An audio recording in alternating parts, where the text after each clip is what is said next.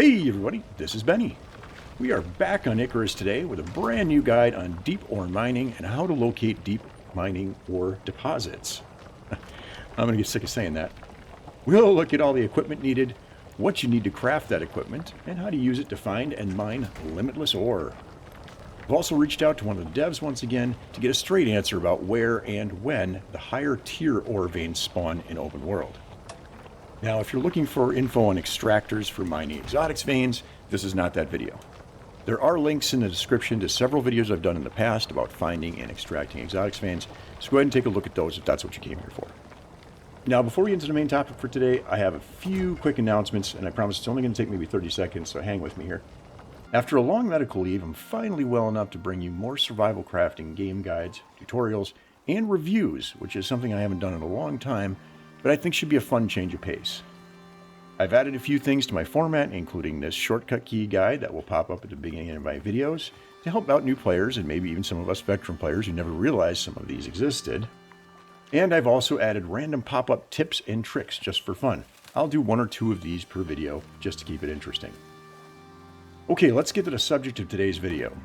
Deep ore mining is one of the technologies in Icarus that really levels up your crafting game by freeing you from manually mining the mass quantities of ore you'll need for later builds. First, we're going to go over what deep ore mining is, as well as how deposits are generated. Then we'll look at the equipment and how to craft it. And lastly, we'll look at how to use the advanced scanner to locate veins and how to set up drills. So what is deep ore mining? Or maybe the better question is, what exactly is a deep mining ore deposit? This is what a deep mining ore deposit looks like. Now, different deposits are different colors, and you can kind of get to the point where you can tell the difference easily, but really all you have to do is mouse over it to see what kind it is. Basically, they're unlimited veins of ore that you can automatically harvest materials from with a deep ore mining drill. Although it's not very fast, being automated means you can set it and mostly forget it. Then you just come back later to collect your stacks of ore. Deep ore deposits are found in predetermined locations around the map.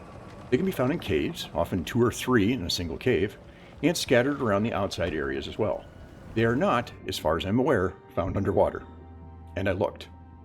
The type of ore that a deposit contains is randomly generated when the prospect is first created and does not change under normal circumstances.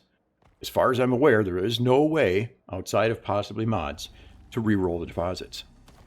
As with all things Icarus, things that normally do not change could still be affected by future updates, often unintentionally. Some ores, such as iron, copper, and silica, for example, are more common, while others, such as gold, platinum, and titanium, are much less frequent. I have asked one of the devs if I could get a breakdown of the odds of each ore spawning, but as of the recording of this video, I hadn't heard back yet. If I do hear back, I'll drop something down in the comments for you.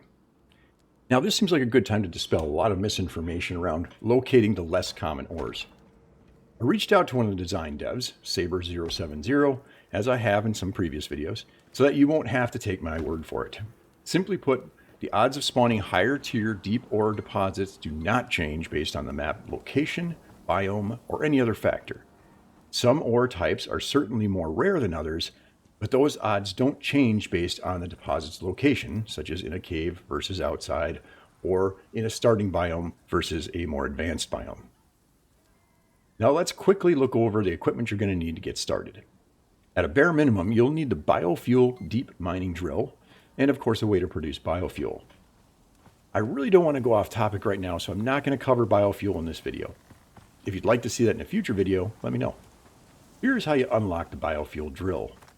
You'll need at least level 20 to unlock the tier 3 machining bench, then the cement mixer, followed by the biofuel composter, the biofuel can, and lastly, the biofuel deep mining drill. And now I'm sick of saying biofuel.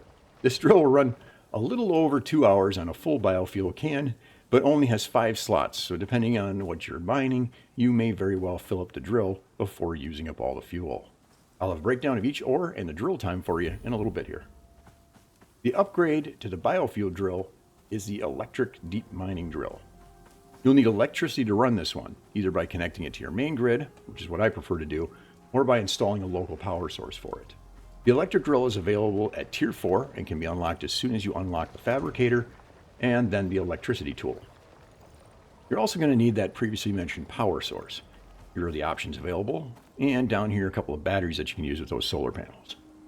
The electric drill is both 33% faster and holds 15 slots more than the biofuel drill for a total of 20 slots. That means far less checking on this drill until you're ready to haul off a pile of ore. And lastly, I would highly recommend the Advanced Deep Mining Ore Scanner, which is available in the station workshop under the Gadgets tab.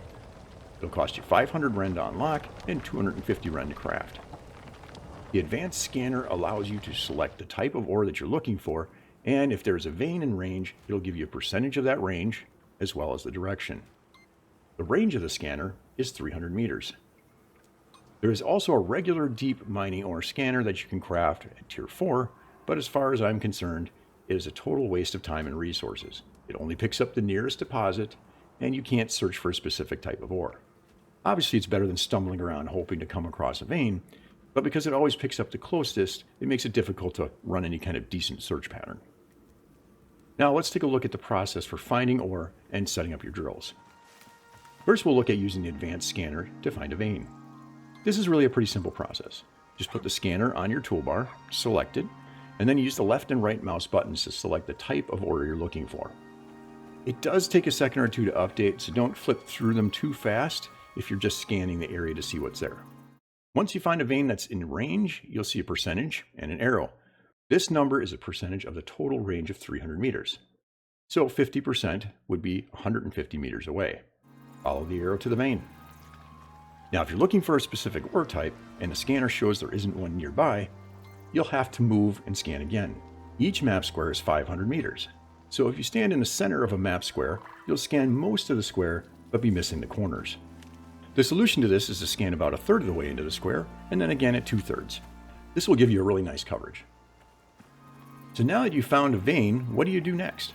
Well, assuming you already crafted up a drill, you're going to deploy the drill like so. In the case of a biofuel drill, you're going to add the fuel, and lastly, if it doesn't auto start the drill. Now just note the time or start a timer on your phone and head back later to check on it. Here's a breakdown of each ore type, stack size for that ore, time it takes for each drill, and how long the drill will run before it needs to be emptied or refueled. Now these times are not set in stone. Speeds for both drills actually vary by up to 20% based on the area's difficulty. Harder the area, faster the drill. You can check the week 126 update notes if you'd like, but they aren't really any more specific than what I just told you. You can find maps of the difficulty ranges online, but the easiest way to determine that is just by looking at the levels of the animals in the current area. Higher the level, faster the drill. But it's really not that big a difference. Now, very rarely will animals ever mess with these things. I've never had one destroyed, and if they do show a little damage, just hit it with the repair hammer to fix it. For the electric drill, you're basically going to do the same thing as you did with the biofuel drill, only instead of adding fuel to it, you're going to hook some wires up to it. Now, again, here is the available power supplies for it. Now, you'll see here that I've included the number of power supplies that we need, which is going to be 1 for everything except for the windmill. You'll need 2 windmills to power the electric drill. Now, the downside to the windmill is they do take significant damage in storms and will need to be repaired. Downside to the solar panels, it won't function at night, and its performance is degraded during storms. You'll need a battery in order to kind of smooth out the power for that. And then, of course, both generators are going to require refueling. And the whole point of going to an electric drill was not to have to worry about fuel. Of course, my favorite is just connect to the grid. This has the advantage of stable power, as well as having a handy trail to follow to those drills. There's apparently no limit to cable length. I have run more than 3/4 of the way across a map and never run into an issue with the power cutting out. So feel free to wire up the entire map if you get bored. And if you do find a limit, let me know down in the comments below. Now, if you've got beacons available to you, or you want to craft some, pop these down next to your drills to make it easier to find them when you're looking for them on the map. Now, hauling ore is really not the focus of this video, but you really have a couple options here. One of the options is going to be the buffalo. People like to use buffaloes to haul things around. I find them to be problematic. They get stuck on things, they occasionally just disappear, and lots of people have had bad experiences with buffalo. My preferred method of moving large quantities of ore is to use your drop ship. Now, it is going to cost you a little money, so hopefully you're making some rent somewhere else, but to me, it's worth the price. You're just going to make yourself a couple of drop ship recall beacons, and then head over to your drill. recall your ship down.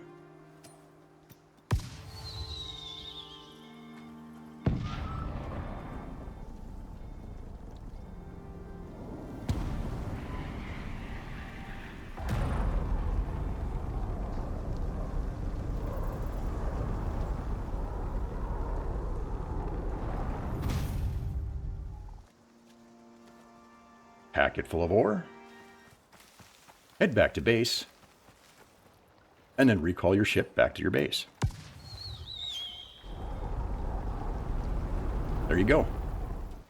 All your ore moved that quickly without having to worry about some crazy buffalo cart stuck in the middle of somewhere or falling off a cliff and losing all your ore. But like I've said before, to each their own. If you want to use the buffalo and you're gotten good at keeping them out of trouble, by all means, that's probably the better way to do it. It's cheaper. But once you've hit the late stage of the game, I really find that the dropship recall beacons are pretty cheap. You can also build them instead of spending rent on them once you get to a higher tier. Lastly, I'd like to thank these viewers for asking great questions in the comments of my teaser post, and I hope I've explained everything well enough for you. I'd also like to thank Sean Hunter 111 for suggesting the use of FFmpeg to salvage a damaged video file. Thanks to him, I was able to recover this recording after yet another Icarus crash. Well, that's all I have for this video. Feel free to ask questions down in the comments below, and I'll do my best to reply as always. Until next time, Benny out.